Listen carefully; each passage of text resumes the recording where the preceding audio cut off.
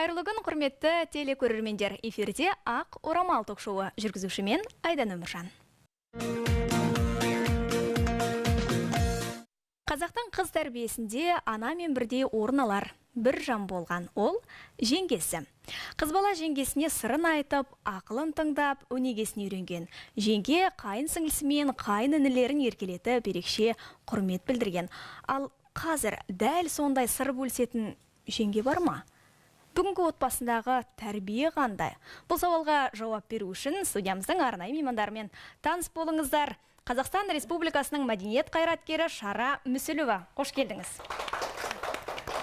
Сонымен қатар Ильяс Омаров атындағы Қазақ драма театрының актрисасы, Иба мен Арда алға ұстаған ардақты жеңге, Шәкіржановтар әулетінің келіні Ажар Шәкіржанова. Қош келдіңіз. Сәлеметсіз. Сонымен қатар біздің тұрақты психолог маманымыз Наргиз Марат. Қош келдіңіз.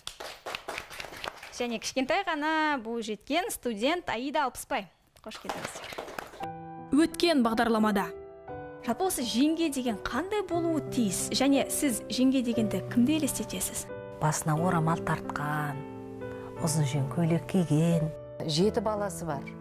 Бәріне үлгіріп жатады. Жеңгемді өтесінде жақсы кісі деп айта аламын.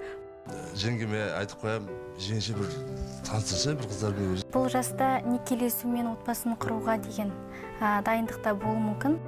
Жалпы енді бұл сұрақты біздің сіздерге ғана емес, бойжеткендерге ғана емес, қала тұрғындарына да қойып көрбек. Тыңдайық, олар жеңгесімен сырласа ма өзі? Бірге көрейік. Жеңгем бар, ол қазіргі таңда Астана қаласында тұрады. Басқа қалада тұрса да екеуміздің арамыздағы қарым-қатынас өте жақсы. Оларға барған сайын жаңағы құшақ жая жақсы қарсы алады.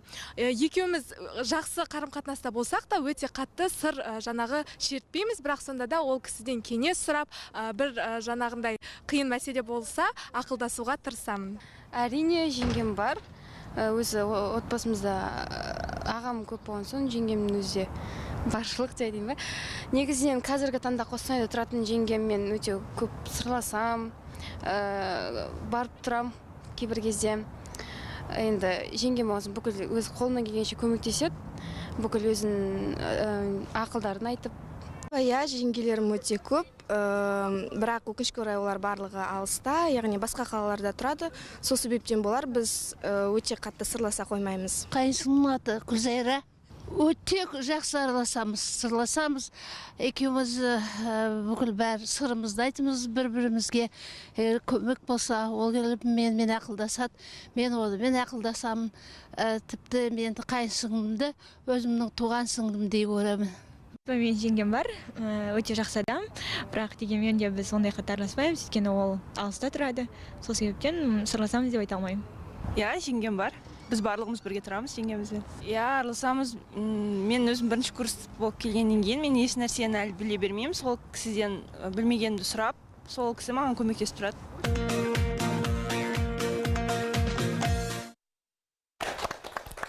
Иә, бірі жеңгесімен сөйлеседі, бірі алыстан сыйласады, бірақ сырласпайды.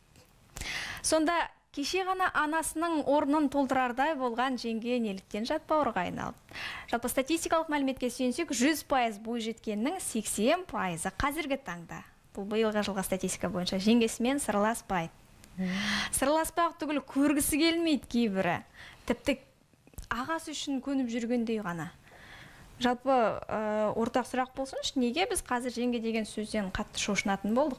Енді шошынат деп үлкейтіп айтпай қояқ, асыра сілтемей қояқ, дегенмен жеңге десе бір жымиямызда қоямыз. Оның астарында қандай сыр бар? Неліктен біз жеңгелерге қазір басқаша көзқараспен қараймыз?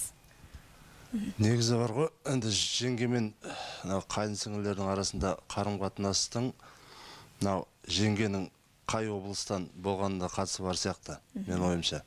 Енді мынау кішкене оңтүстіктің, оңтүстік өңірдің жеңгелері кішкене мынау тәрбиені көп көрген ғой. Енді кішкене мынау айтары бар, берері бар нелер келіншектер болады. Мынау солтүстікті кішкене более мынау орыстанып кеткен бе, көп нәрсені біле қоймайды, ақақаумен жүрген жеңгелер ғой көбінесе. Енді мынау Олай көпке топырақ шашудың қажеті жоқ шамасы. Оңтүстіктен де сондай жеңгені таба аламыз, солтүстіктен де сол жеңгені табамыз. Жоқ, енді енді Әрине ол сіздің пікіріңіз. енді барлығы бірдей емес қой енді. Оның бәрі енді аға жеңгеңнің біліміне байланысты деп ойлаймын. Отбасында көрген тәрбиесіне және қайынсіңлісімен жеңгесінің қоя білген қарым-қатынасы. Ол соған көп байланысты, себебі жеңгесі өзін қалай көрсете білет, қайынсіңлісімен қалай қарым-қатынасты қоя білет, соған үлкен байланысты. Көбіне қайынсіңлі кіші болып келеді ғой. Келіншектер отбасына келін болып түскенде көп қайынсіңлілер оқушы әлі. Оқушының әлі мінезі қалыптаспаған, ол енді жасөспірім бала ма, сонда енді әлі мінезі қалыптаспаған бала болады. Сондықтан жеңгеге көп нәрсе байланысты. Көмектесі білу, тілін таба білу, мысалы. Өзім есімде жаңадан келін болып түскенде қайынсіңлім Жайна деген мектепті енді бітіріп жатты. Шашы ұзын болғанда енді тізеден келетті, қалыңдығы соншалық бірде-бір шаш тараз оны алған жоқ. Жаңағы түлектерге ішіне өзіне прическа жасай алмады. Бірнешеуіне барды, сен шашың өте ұзын деп алмай қойды. Қолымыздан келмейді деді. Үйге келді, көңіл күй түсіп кеткен, не істейміз? 2-3 сағат қалды уақыт. Кешке неге бару керек, кешке.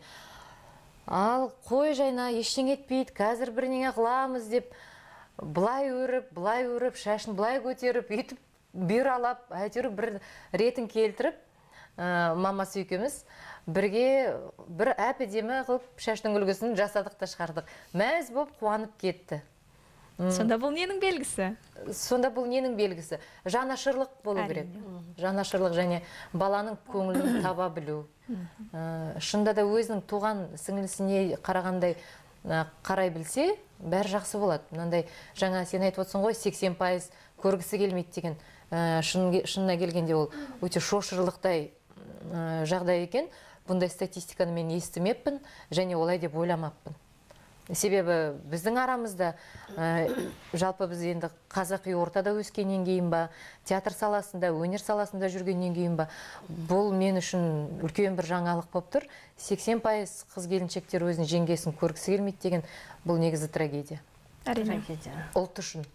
Енді бұл жерде сұрақтың қоюдағы мақсат, қазір мысалы өлеңде бар емес па? Су сұраса, сүт берген, айран берген жеңгеден көрі, жаңағы үйде ұрыс шығарып, баласына үлгермей, бір жамандық шақырып отыратын жеңгелерді көп көріп кетті ғой. Сондықтан жаңағы ер адамның туыстары келсе, қарсы алмайды. Сондай жеңгелерді көп көргеннен кейінгі мүмкін сондай статистикалық мәлімет болғанда шығар.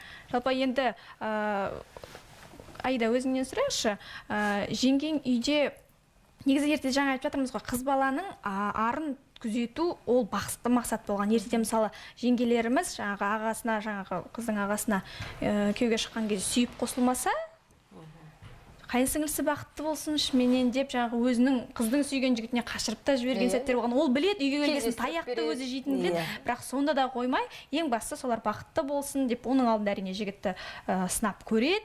Жақсы жігіт болғаннан кейін жібереді. Жеңгенің басты міндеті мақсаты не деп ойлайсың?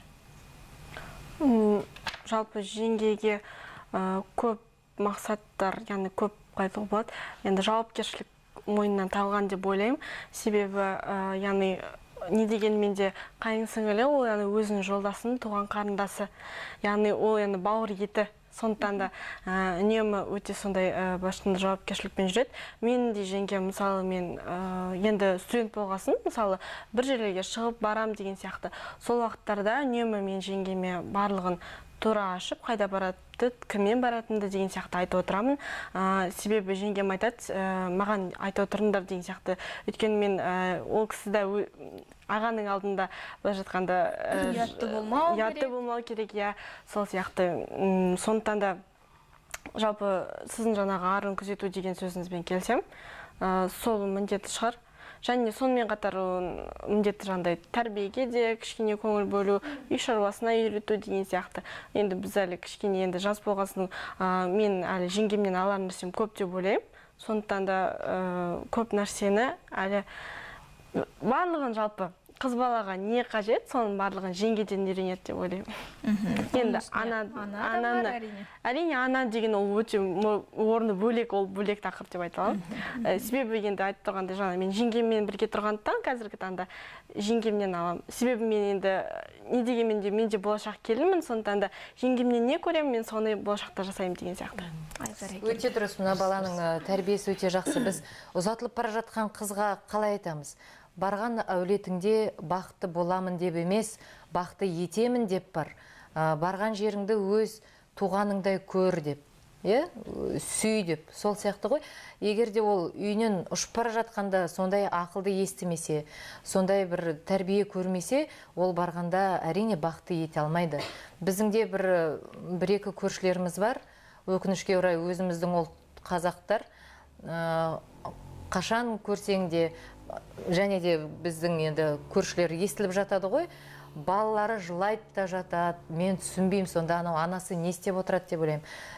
Балалары әлі балабақшаға беруге кішкентай, сондықтан үйде 3 бала. Білмеймін, күндіз түні жылатып отырады, жолдасы жұмыста.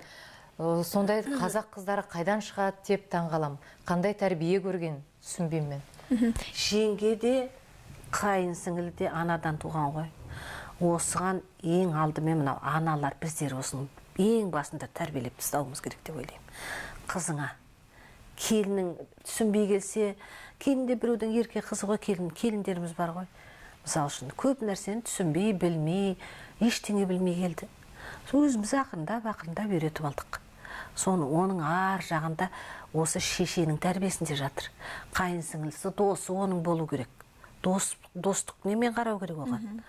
Қызда, үйіңдегі қызыңда жеңгесінен достық пейілмен қарау керек. Жаңайда айттым, қазіргі қыздар эгоисттер деп. Достық болу керек, сену керек. Біреу жақсылық жасап тұрса, сенің жақсы жасағың келеді.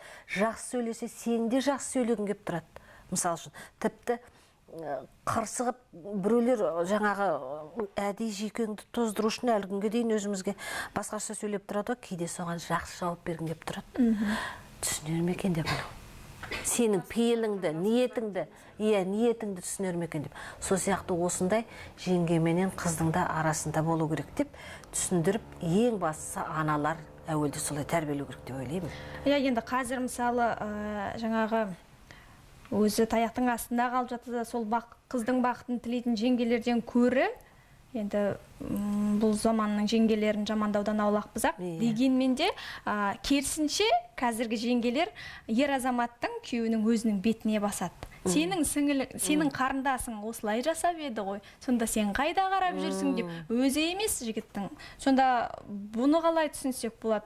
Бұл әйел адамдардың өздерінің жаңағы әйелмен ер тең заман дейді ғой, соның белгісі ме, әлде ер адамдардың әлсіздігі ме деп қаламыз? Жоға, бұл жерде ер адамдардың әлсіздігі деуге болмайды ғой. Қыз бенен жеңгесі мен қайын сіңлісінің дұрыс тіл табыса алмаған не істейді енді ол ағасы? Әйелін ұра ма? Әйелін ұрса, әйелді ренжиді кетіп қалады, мысалы үшін. Қарындасына қатты айтса, оның жүрегі ауырып қалады. Бұл қиын дүние, бұл жерде нәзік бір зат.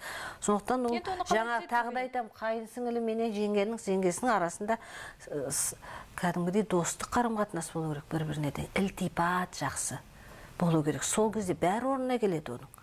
Ал егер ол дүние болмаса не істейміз? Болмаса енді ол түсінеді бір кезде. Ертең қызда бір жерге жеңге болып барады. Сонда не істейді? Тура жеңгесі сияқты болып шыға ма? Мен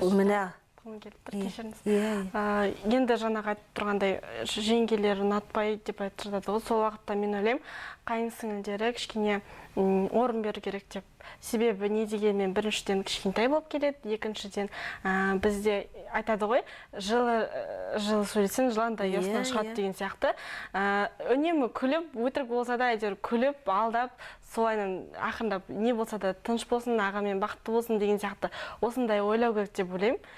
Оны яғни жалпы барлығы тәрбиеге әкеліп соғады. Ақыл ойының дәрежесіне байланысты болып келіп тұр деп ойлаймын. Және көбіне сосын мен ойлаймын, жалпы ер адам әйел алған уақытта біздің қазақта айтады ғой, қай жердікі отбасы текті қыздан ал деген сияқты, соның барлығы осыған байланысты деп ойлаймын. Ал кейбір жеңгелеріміз соған да көнбей жатады, арқына көнбей жатады, қаншалықты бір үндемей қояды. Мысалы бір рет қайын сіңілісі қаншама қарап жүрміз ғой, көріп жүрміз, қайын апасы кейде үндемей ақ қояды. Қойшы енді ерке ғой, біреудің ерке, бірақ еркелік орнымен ол келін болып түсті ғой. Сонда да еркелей беру керек. Әр адамның сана сезіміне байланысты ғой. Айтады ғой қазақ, Құдайым бала берсең сана бер деп. Санасыз адам ол жас кезінде де санасыз болады, өскенде де санасыз болады. Ол сүйкімсіз, сыйластығы жоқ адам болады ол. Бәрі ең біріншіден сана сезімге байланысты. Жас қыздарға да айтарымыз сол, жеңгелерге де айтарымыз сол ең біріншіден сыйластық болу керек. Сосын көкірек көзі ашық болуға тиіс. Ондай сыйластық жоқ жерде ешқандай да қарым-қатынас болмайды, ешқандай да білмеймін, ағалық, бауырлық. Қадірі кетеді бәрінің. Қадір қасиеті кетіп, ештеңе істей қалмайды. Сол қыз бала ертең жеңге болатын, ал жеңгесі ертең қызы болып, қызы біреуге келін болатынын ойлау керек. Ертеңгі күні. Жаңа осының астарында бәрі ананың тәрбиесіне байланысты. Әрине, тәрбие көрмеген. Жеңге сана ғой, келінді жап-жас болып түстік қой бәріміз. Енеміз ақырын тәрбиеледі бізді де. Сол қызын да солай тәрбиелеп шықты. Мен мысалы енем қазір жоқ қой енді. Мен енемді ойласам қазір жүрегім ауырады. Сондай бір соның бәріне бәлем бала, соның бәріне шыдап, қалай соның бәріне ақыл үйретіп, тәрбиелеп, қалай малда жүріп, мал бағып жүріп, қалай соған үлгірді екен деп ойлаймын. Саналығып тәрбиелеу деген ол негізінде ана бәріне. Қыздардың, қатысушылардың сұрақтары бар екен. Тыңдайықшы. Менің Ажар апайға сұрағым бар. Сіздің және сіздің күйеуіңіздің анасы мен қарындастарының арасындағы қарым-қатыныңыз қандай? Мен енді бір өмірімдегі бір үлкен бақыт деп ойлаймын. Мен дәл осындай отбасыға келгенім. Бірінші күннен бастап тойдан кейін енді кез келген келін басына орамал тағып, ұзын етекті көйлек киіп, нәски киіп шыға келеді ғой, сәлем салып. Мен де сөйткем енді, естігенім, мамамның айтқаны, ертең барғаннан кейін сәлем сал, енді басыңа орамал тақ демеймін. Мен де барып сөйтіп атсам, ойбай, қой таста, ондайыңды қой, ана орамалды шеш, ыстықтап қайтесің. Мынау ауыр болса, ыстық болса, жеңіл бірдеңеге, нәскиді қайтесің деп мамасы сөйткен. Бір жағынан енді ішімнен қуанып та қалдым, ал бір жағынан енді менің көзімде ол кісінің дәрежесі көтеріліп, шынында да негізі өте білімді кісі, ол кісі көп көрген, өмір бойы ұстаз болған, мынау Қазақстанымыздың құрметті ұстаздарының бірі ол кісі. Көп бала тәрбиелеген, бүкіл шәкірттері әлі күнге дейін звондап, ол кісіге рахметін айтып, сөйтіп жатады. Сол себептен мен ол кісіні ене деп те айтып көрген емеспін. Ол кісіге үлкен, алғысым шексіз. Әлі күнге дейін маған екеуміз арамызда бір қабақ шытып, бір-бірімізге ауыр сөз айтып көргеніміз жоқ. Білмеймін енді, ол кісінің салмақтылығы, ол кісінің ақылды болғаны мен үшін үлкен үлгі ол кісі. Ара қатынастарыңыз жақсы. Жақсы. Қай сіңлерімді жаңа айттым.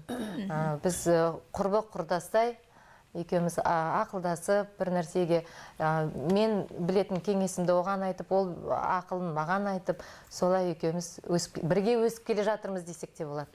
Тағы сұрақ болса? Менің Назым апайға сұрағым бар. Назым апай, сіздің жеңгеңіз бар ма?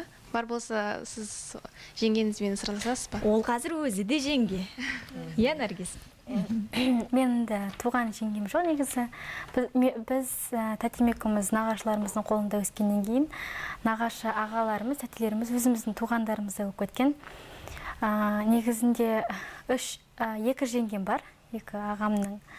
Ол кісілердің жастары енді біршама менен үлкен ғой, үлкен ағаларының әйелдері болғаннан кейін.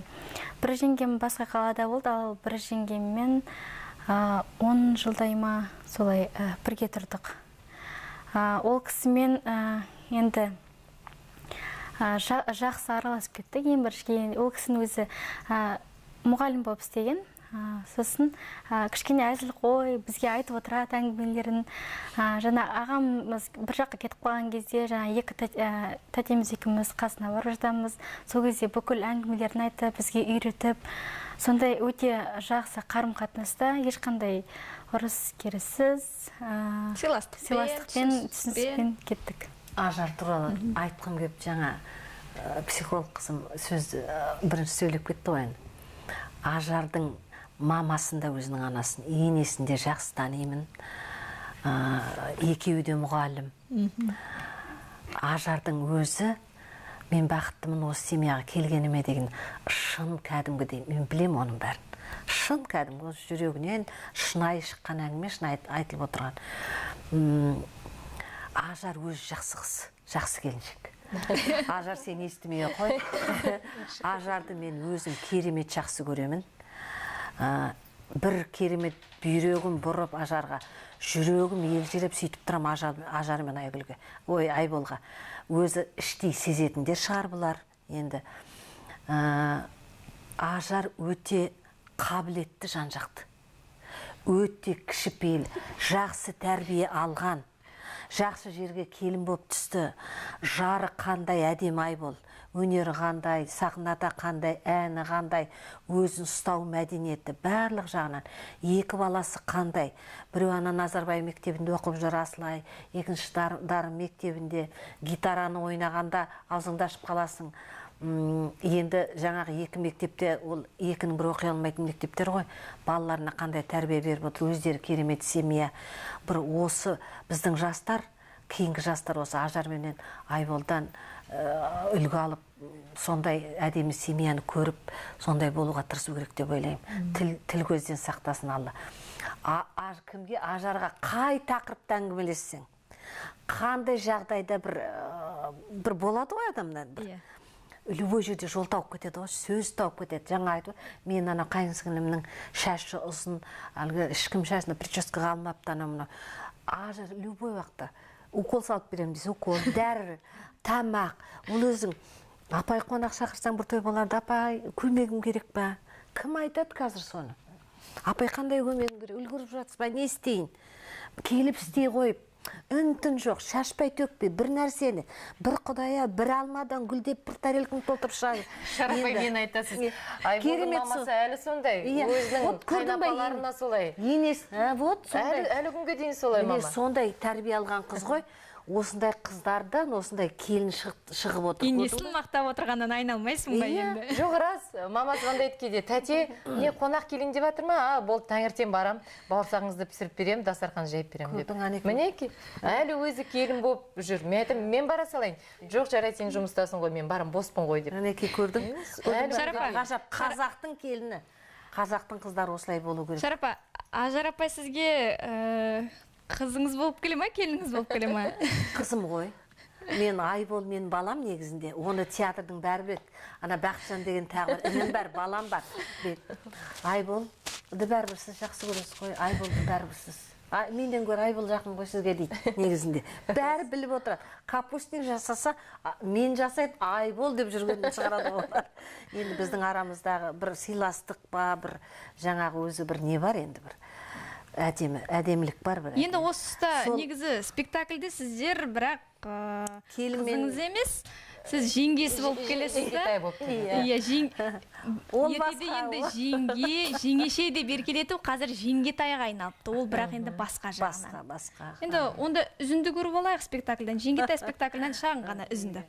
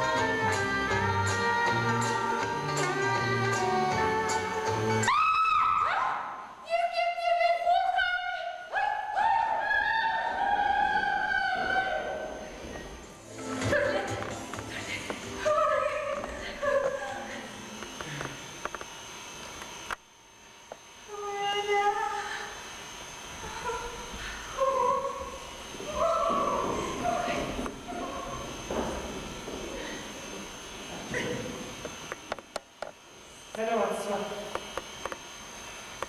Лолита. Отча. Thank you. Don't you want?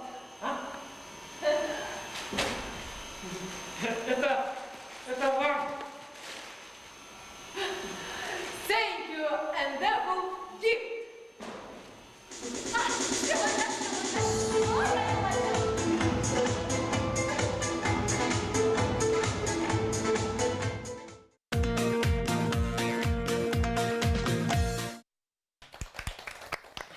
Я бұл Ильяс Омаров атындағы қазақ драма театрында қойылған Жеңгетай спектаклі болатын. Солай ғой?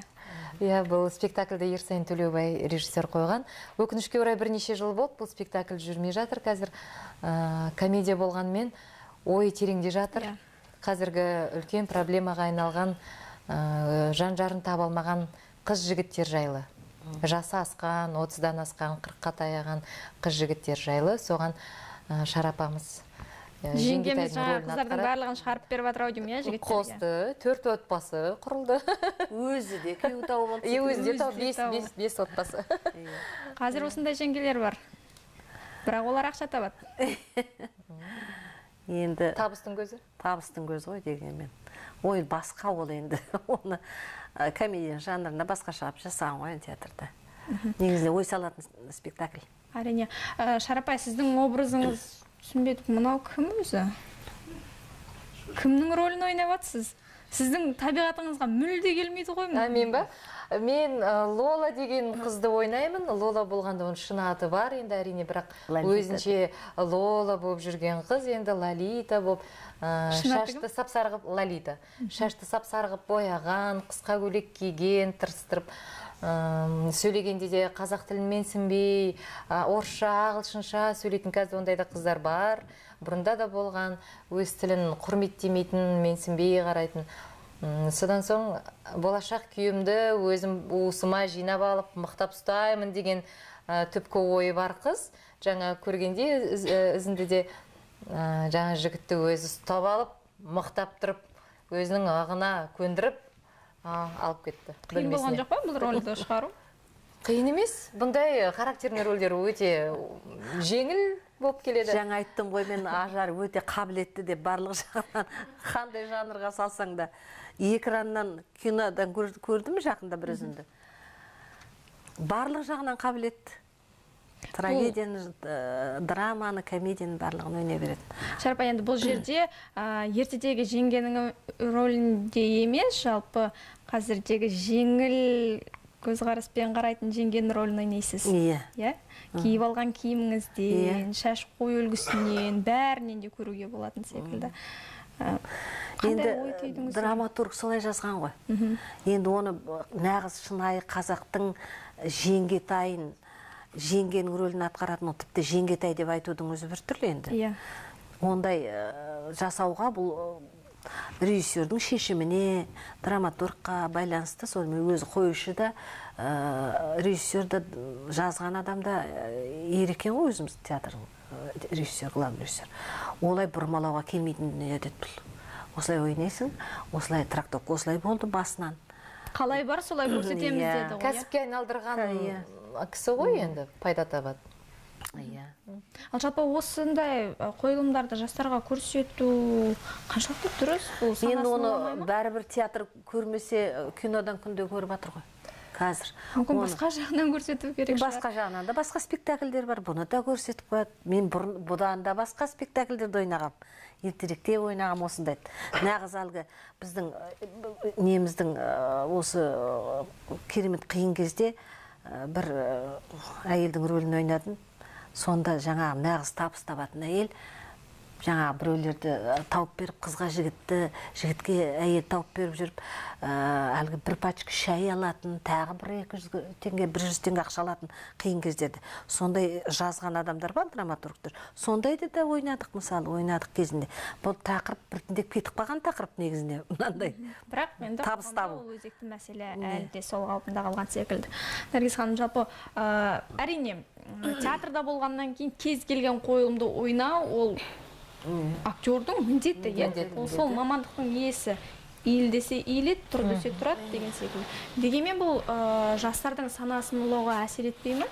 Бірақ енді қоймайық десек те болмайды. Бұл жоқ, бұл негізінде бұл сана улайтындай не жоқ бұнда. Әлгі керісінше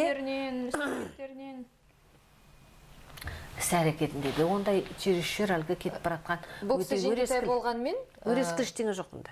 Түбінде бұл қыздарға жақсы жігіт тауып беру, отбасын құрып кету деген мақсаты бар бұл кісіде.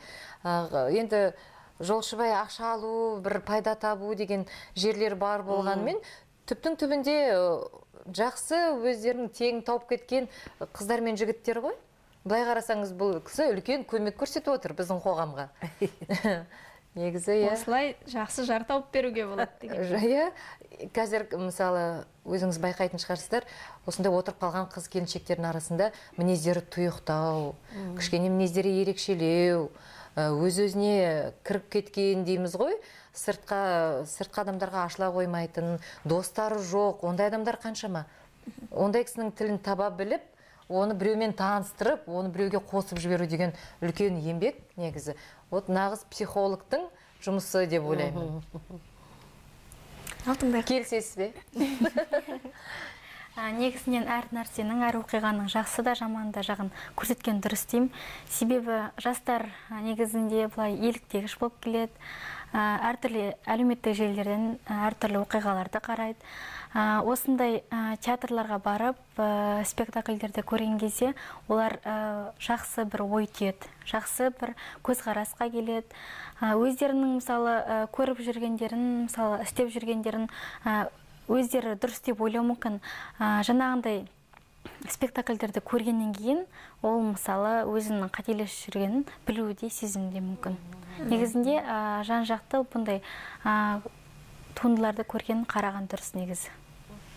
Қазіргі таңда мектеп бағдарламасына қатысты кітап оқымаса балалар, шыны керек кітапханаға барып кітап іздеп жүрген мен жастарды көре қоймаймын. Және телевизордан көретіндері, интернеттен көретіндері кішкене қиындау кинолар ғой. Біздің сана сезімізге жат кинолар, мысалы жат нәрселер, бағдарламалардың өздері. Мен осы жас балалардан сұрайын деп едім. Мысалы сіздер біздің қазақ фильмінің түсірген ескі киноларын көрдіңіздер ме? 50-ші жылдары түсірген. Одан бұрын көрдіңіздер ме? Қандай киноларды атай аласыздар? Қыз жібекті көрдім. Қыз жібек. Қыз жібек, одан басқа. Тағы қандай фильмдерді көреміз бе жалпы? Тақиялы періште, тағы.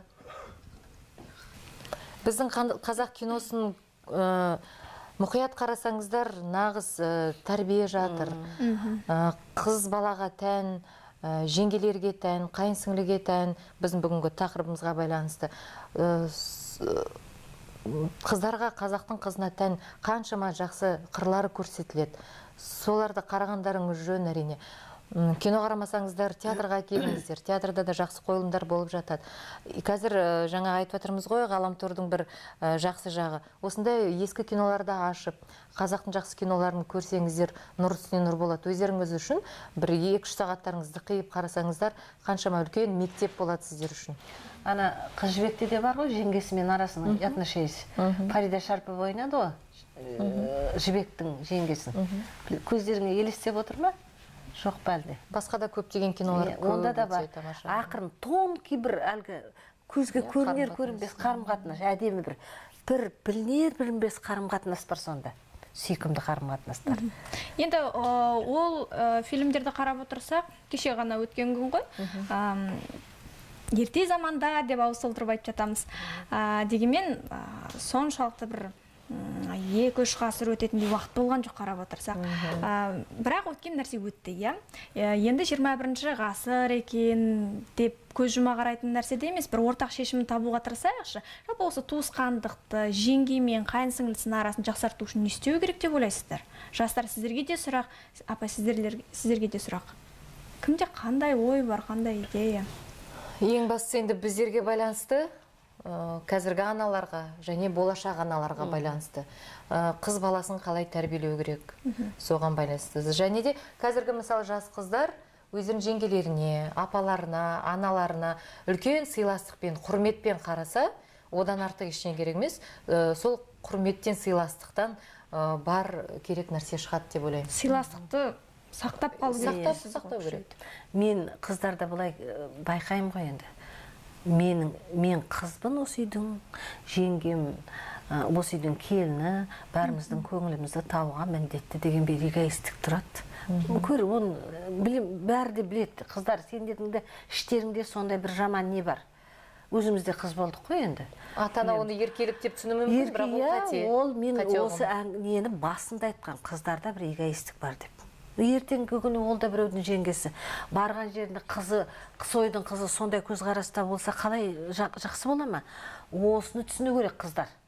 Ең бастысы. Ертең сенің жеңге екеніңді, ертең болашақ ана екеніңді, сен де қыз туасың. Сенің де қызың біреуге жеңге болатын. Соны терең түсіну керек. Ал біз аналар, енелер, абысындар, жеңгелер соны түсіндіруге тырысуымыз керек. Сонда бәрі жақсы болады деп ойлаймын. Аида, қалай ойлайсың? Мен жалпы ойым қайынсіңлілер ретінде өзінің анасы берген тәрбиесін, былайша айтқанда анасын жерге қаратпай, жеңгесінің алдында ұялмайтындай, сондай сыйлайтын, сондай қыз болу керек деп ойлаймын. Ал енді жеңгелер жалпы отбасын құрмас бұрын өзіне үлкен жауапкершілікті алу керек және ойлау керек. Дайын ба ол отбасын құрмастан бұрын отбасының жаңағы жолдасының, мысалы, отбасы мүшелерімен қарым-қатынас орнатуға, олардың мысалы жаңағы еркеліктерін көтеруге немесе сондай бір келжіңдердің жақсы оңай жолын табуды ойлап, соған дайын ба, соған өзі былайша айтқанда сондай дайындықпен келу керек деп ойлаймын. Осы қызымның манадан басынан беріп отқан жауабын қарап, қандай тамаша қыз, сүйсініп отырмын, қандай мамасы қандай әдемі тәрбие берген. Жоқ қой, өкінішке қарай. Керемет өзі, әлгі түрі де бір жылы, өзінен бір әдемілік көрініп тұр ғой, айналайын. Түбінде сенен жақсы келін шығатынын көріп тұрмыз, айналайын, бақытты бол. Дұрсақ, бәрі дұрыс, осы бақытың дұрыс. Бәрі ана сүтімен келеді дейді ғой. Бесіктен ана сүтімен келетін нәрсе. Ең бастысы сыйластық болу керек. Дос болу керек жеңгесімен қыздар. Психолог маманнан сұрайық. Негізінде жеңгесі мен қайынсіңлісінің қарым-қатынасы тек қана бір адамға ғана байланысты емес. Жеңгесі басқа үйге келіп жатқан бұрын қыз бала, басқа үйдің еркесі ол да. Басқа үйге келгеннен кейін онда да кейбір қиыншылықтар болуы мүмкін, үйреніспеуі, жаңа отбасына келуі, басқалардың қас-қабағына қарап жүруі. Сондықтан да қайынсіңліде бұл кезде қолдау көрсету керек. Екеуі де бір-бірінің көңілін таба білу керек. Бір-бірінің көңілі тапқаннан ешкім төмен түсіп қалмайды. Солай бір-бірін сыйласып отырса, ол екеуіне де барлық отбасы мүшелеріне де жақсы болады негізі. Негізі айтады ғой, жаңағы егер де жеңге мен қайын сіңілісі тату болса, сырлас болса, онда ене мен келіннің арасында да бір тығыз байланыс болады. Иә, солай ғой. Мүмкін сол нені сақтап қалу керек шығар. Негізі қарап отырсақ, тағы бір жақсы бір ой деп санаймын. Идея ертеде емес, негізі қазірде ол дүние бар. Ат тергеу деген дәстүр бар, бізде. Яғни жеңгесі қайын сіңілдерін, қайын інілерін, қайын апасын, қайын ағасын, тіпті ата енесінің атын атамайды, еркелетіп, бір өзіне жақындатып, сол сыйластықты солай сақтап қалсақ та, және арасындағы байланысты осылай да жақсартуға болатын секілді. Өйткені қазір ертеде болғанымен қазір бір қалыс қалып қалған дүние секілді. Ешкім олай бір-бірін еркелетіп атап атқанын көрмейміз. Сирек кездеседі. Неге? Себебі мен жалпы жеңгелерім, мен мысалы атымен атамайды. Үйдегі мысалы жеңгем, мысалы Айдок, Акон, немесе Айда Бота деп осылай маған қарайды. Мысалы арқылықтағы да жеңгелерім де мысалы сол Айда Бота деп, көбісі Акон деп айтады. Бірақ енді көп естіген емес бүйтіп айда деп айтқан. Сондықтан да бұл дәстүр қалыс қалған деп. Жатқызамыз деп ойлайсың ғой. Жатқызамын деп ойлаймын. Ертеде ат тергеуде көбінесе өкілім, кәмшайым, меркем деп сызылтып айтушы еді. мүлде атамай айтатын. Бұның бәрі баланың қазақша тілінің қазақша шығуына байланысты деп ойлаймын. Қазіргі таңда үлкен мәселеге айналып отыр ғой. Көп отбасыларда, жас отбасылар баласымен орысша сөйлейді. Иә. Орысша сөйлеседі, бір-бірімен де орысша сөйлеседі. Содан кейін ол баланы қазақ мектебіне апаратты, бұл неге дұрыс оқымайды деп жаңа таңғалып жатады. Оны таңғалатын ештеңесі жоқ. Бәрін бала қазақша тілі шықса, қазақша жақсы жетік меңгерсе, ол онда салт дәстүрді де біледі, тарихын да біледі, бүкіл әдеп ғұрыпты да білетін болады. Осыдан бәрі шығады деп ойлаймын. Ал егер тілін білмеген бала, қыз бала, жеңге орысша сөйлеп тұрса, қайын сіңлі орысша сөйлеп тұрса, қайдан ат тергеу болады, қайдағы бір-біріне деген қарым-қатынас жылулық болмайды деп ойлаймын. Қыздардан сұрап көрейік, қатысушылардан. Бүгінгі бағдарламадан не түйдік? Бұл бір. Екінші, жалпы туысқандықты, жеңге мен қайын сіңлісінің арасын жақындату үшін не істегеніміз жөн? Яғни жеңгелердің де түр-түрі кездесіп жатады. Жаманы да бар, жақсысы да бар, ол яғни тәрбиеге байланысты. Ертең бізде бір үйдің келіні боламыз, жеңге боламыз, қайынсіңлілеріміз, інілеріміз болады. Яғни осы анамыздан алған тәрбиемізді басқа жат үйге барған кезде өзіміздің жақсы тәрбиемізді көрсетіп, және де ата-анамыздың еңсесін түсірмей үлгілі болуға тырысамыз деп ойлаймыз. Бүгінгі бағдарламадан түйгеніміз осы, иә, Гүлжанат? Бүгінгі бағдарламада мен осы апайларға үлкен алғысымды айтқым келіп отыр. Олардың берген кеңестері үшін ертең өзімізді қалай ұстау керек екенімізді көп нәрсе түйдік деп ойлаймын. Біздің қазір заманымыз сондай, көп сырларын ашық айта алмаймыз деп ойлаймын. Мен үшін ең жақын адам ол анам. Анаңмен сырласқаның ол үлкен бақыт. Өкінішке орай қыздардың көп ашыла бермейді аналарына. Және анасы тарта білмейді әңгімеге. Ал сенің анаңмен сондай қарым-қатынаста болған ол үлкен бақыт деп ойлаймын. Анаңнан артық құрбы да табылмайды, сырлас та табылмайды, ақылшы да табылмайды. Сондықтан жақсылық тілеймін. Жақсы, бәрекелді. Енді құрметті қатысушылар, бүгінгі апаларымыздың өмірімен де танысып алғандай болдық, кеңесінен де құлағдар болдық. Өздеріңіздің сұрақ қойып тыңдап отырғандарың үшін көп-көп рахмет, келгендеріңіз үшін көп рахмет. Ал енді апаларымызға, бүгінгі арнайы меймандарға алғысымыз шексіз. Рахмет, ой бөлістіңіздер, тамаша кеңестер де айтылып жатыр. Әрине бұл бағдарламаның басты мақсаты бір мәселені түбегейлі шешу емес, өйткені бұл шешімін таппай жатқан мәселе. Өйткені негізгі себебі бұл әрине адамның өзіне байланысты. Әркім өз-өзін түзетсе, ол қоғамды да түзете алады деп ойлаймыз. Осы тұста бағдарламамыздың демеушілерін еске сала кетейікші. Ақ-орамал бағдарламасының демеушілері Тойбастар ұлттық бұйымдар орталығы және жүргізушіге киім ұсынған Vox ән үйі мен Жемчужина нация әшекей бұйымдар орталығына бағдарламаның ұжымының атынан алғыс білдіреміз. Көріп отырған жеңгелерге, сіңілдерге не айтасыздар? Бір-екі ауыз сөз ғана. Содан кейін бағдарламамызды аяқтайық. Болашақ жеңгелер қыздарымызды аялап, тәрбиелей білу керек, еркелігін көтере білу керек деп ойлаймын жеңгелерге. Көріп отқан, тыңдап отырған. Жеңгенің мақсаты да сол, рөлі де сол. Барған жерінде қайынысы болсын, қайынсіңлісі болсын, ата енесі болсын, солармен тіл табысып, сыйласып кету керек. Ең бастысы сол деп ойлаймын. Әзір апай? Менің айтарым және тілегім, жеңгелер де, қайынсіңлілер де, жалпы отбасының ішінде көбірек бір-біріңді әңгімеге тарту керек, бөлісу керек, әңгімелесіп, ішіндегіңді айтып бөліскеннен кейін ғана бір қиындықтар шешілу мүмкін. Ал үндемей адам тұйық бола берсе, онда ара қатынас дұрыс болмайды. Сол себептен сыйластық бола берсін, бір-бірімізбен сөйлесек, бөлісек, сырласайық, аман болайық. Қысқа. Жақсы мен сөйлеймін. Жалпы енді мен қайынсіңлі ретінде айтқым келеді. Жеңгелерімізді сыйлайық, ең бастысы.